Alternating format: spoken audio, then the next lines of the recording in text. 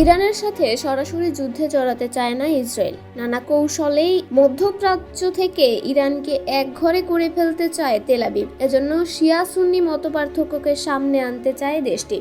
পুরনো এই অস্ত্র নতুন করে শানিত করতে দেশটির গোয়েন্দা সংস্থা মোসাদকে মাঠে নামানো হচ্ছে। ধারণা করা হচ্ছে বুদ্ধিবৃত্তিক যুদ্ধে ইরানকে পরাস্ত করতে নানা ছক আঁকছে নেতানিয়াহু বাহিনী। নিজেদের আধিপত্য ধরে রাখতে মুসলিম দেশগুলোর মধ্যে বৈরিতার দেয়াল তৈরি করতে চায় তারা। কূটনৈতিক ও রাজনৈতিক মারপ্যাচে মধ্যপ্রাচ্যকে নিজেদের নিয়ন্ত্রণে রাখতে মরিয়া যুক্তরাষ্ট্রের এই মিত্র দেশটি। তেহরানকে সরাসরি যুদ্ধের মাঠে আহ্বান করবে না তেল আবিব, বরং শীতল যুদ্ধের পথে হাঁটতে চাইছে ইসরায়েল। বিষয়টি আরও স্পষ্টভাবে বুঝিয়ে দিয়েছে দেশটির সম্প্রচার মাধ্যম কেএন। গণমাধ্যমকে বলছে তেল আবিব অবশ্যই ইরানকে জবাব দেবে, তবে যুদ্ধ যাতে কোনোভাবেই মধ্যপ্রাচ্যে ছড়িয়ে না পড়ে সেটি বিবেচনায় রাখা হবে।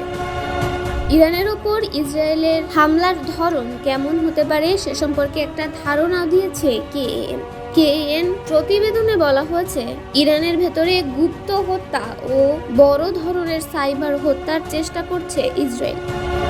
এজন্য মাঠে নামবে শক্তিশালী গোয়েন্দা সংস্থা মোসাদ। ইসরায়েলের স্থানীয় গণমাধ্যমের বরাতে তুর্কি বার্তা সংস্থা আনাদোলু জানায়, ফিলিস্তিনের অবরুদ্ধ গাজা উপত্যকাকে প্রধান যুদ্ধক্ষেত্র হিসেবে রাখতে চাইছে ইসরায়েল। তাই আর নতুন করে যুদ্ধফ্রন্ট খুঁজতে চায় না দেশটি। স্মরণকালের ইতিহাসে গেল শনিবার ইসরায়েলের হামলার পর পাল্টা জবাব কি দেবে তা নিয়ে কুলু পেটেছে দেশটি। এতেই বেড়েছে সন্দেহ। ইসরায়েলের বিভিন্ন গণমাধ্যম বলছে, ইরানকে শায়েস্তা করতে মোসাদের মাধ্যমে শিয়া সুন্নি দ্বন্দ্বকে সামনে আনতে চায় নেতানিয়াহু প্রশাসন।